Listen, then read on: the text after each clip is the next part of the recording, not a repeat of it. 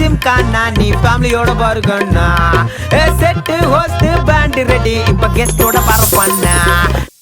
அவனுக்கு எதுவும் தெரியாதுன்னு நினைச்சிட்டுதான் அப்பா அம்மா வார்த்தைக்கு வார்த்தை என்ன வளர்ப்பு பொண்ணுன்னு சொல்லும் போது அர்ஜுன் என்ன பாக்குற பார்வை இருக்கே, துடி துடிச்சு ஒவ்வொரு நிமிஷமும் செத்துட்டு இருக்கேன் மாமா. நான் கூட அர்ஜுனை எவ்வளவோ சமாதானப்படுத்த முயற்சி பண்ணேம்மா, அவன் ஒத்துக்கவே மாட்டேங்கிறான். அதனாலதான்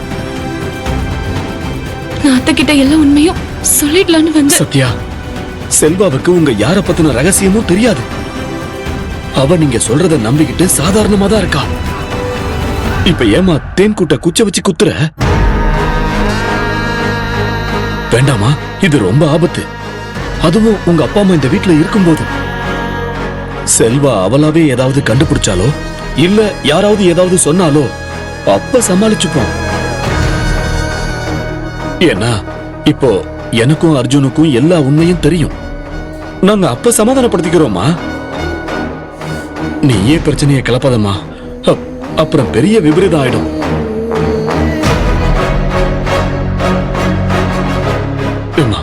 தேவி நிலைமை நல்லா யோசிச்சு பாரு. வயித்துல புள்ளையோட இருக்கா. அவளை பத்தின எல்லா உண்மையும் தெரிஞ்சா செல்வா இதே முகத்தோட இருக்க மாட்டாமா, வெறித்தனமா ஆடிடுவா. அது யார் உயிருக்கு ஆபத்தா முடியுமோன்னு நினைச்சாலே பயமா இருக்குமா.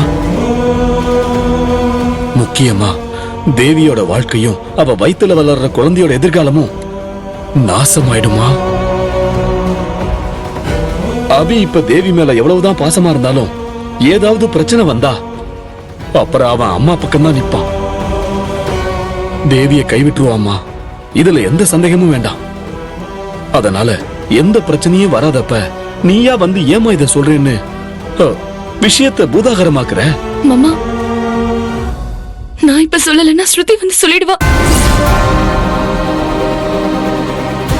ஸ்ருதியா? ஆமா மாமா. அவ எதுக்குமா இதுல வந்தா? அவ முதல்ல இப்ப எங்க இருக்கா? அவ ஃப்ரெண்டோட கல்யாணத்துக்கு வெளியூர் போயிருக்காளே. மாமா, 2 கல்யாணம்னு அவ சொன்னது எல்லாமே போய். அவளுக்கு எங்க மேல டவுட் வந்து எங்களை பத்தின தகவலை தெரிஞ்சுக்க கல்யாணி குறிச்சு போயிருக்கா மாமா. ஐயோ, என்னம்மா சொல்ற?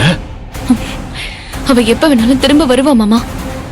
அவ வந்து அத்தை கிட்ட உண்மையை சொன்னா அது ரொம்ப பயங்கரமா வெடிக்கும். அதுக்குள்ள நானே உண்மையை சொல்லிட்டேன். அது கொஞ்சமாவது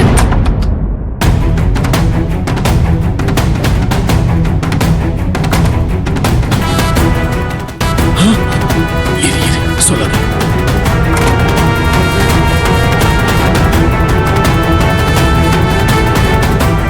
சத்யா, வாமா.